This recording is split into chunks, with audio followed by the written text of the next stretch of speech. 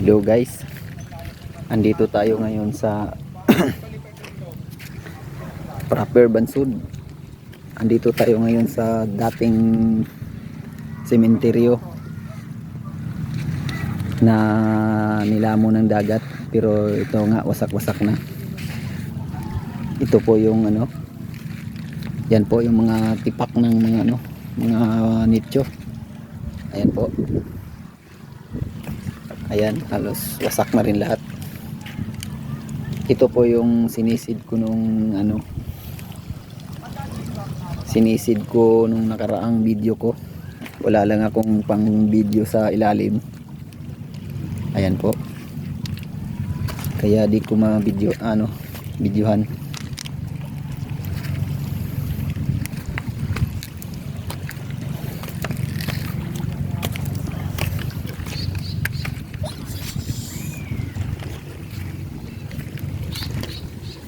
Ito po may nakasulat pang date.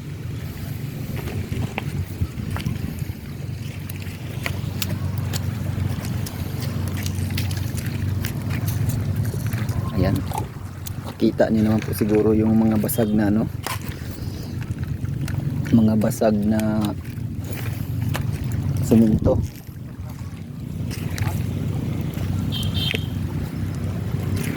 So ayan po, doon po ang karamihan.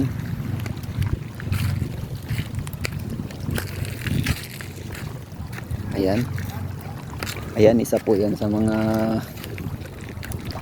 yan po, ito yung mga basag na nito. Talagang ang layo na ng dagat kasi ayan,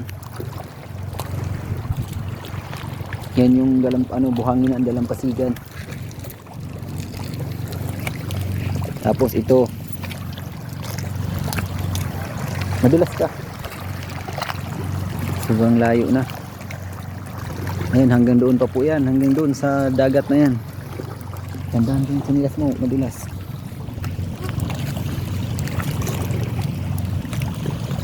Ayan po, dito. Ayan,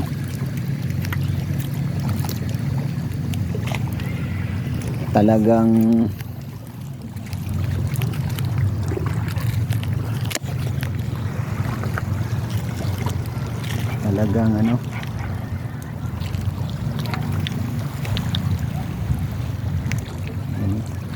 yun. May pa, may cross. Ayun,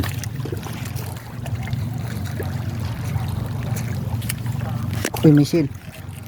Namulot ng misil. Ay, umang.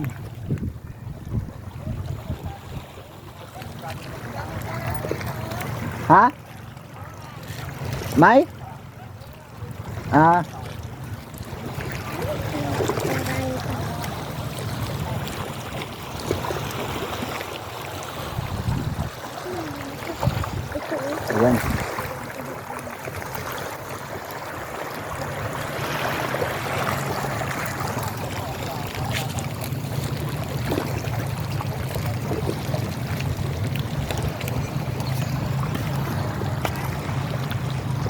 Teka lang. So ayan, para ikutin na lang natin ito. Ayan, ang laking mga simento doon, mga tipak. Ito po yung napapanood nyo sa sa mga video sa TV na dating libingan na nilamon ng dagat. Siguro matagal na rin ito. Yan, pero wala ka na po makikita ditong mga kung ano man, mga buto. Talagang mga semento na lang po talaga ang mga nandito. Mga basag na semento.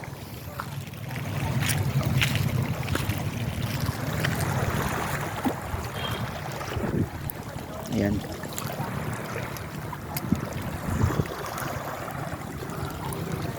Ito yung sinisid ko po kanina.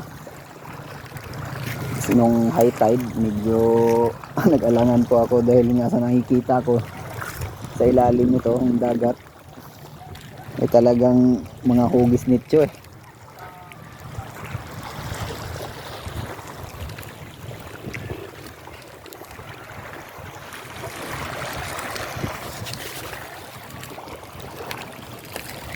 Chloe, tara. Nabasa? Tanggali.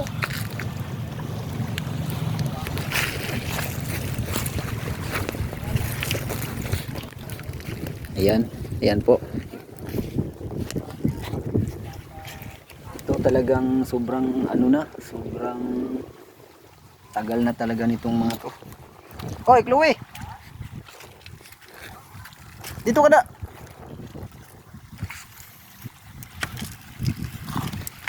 May nakita po tayo ditong bahay ng pugitang maliit. Ayan. Uy, lumasag. Hanggang dito na lang po. Maraming salamat sa panonood.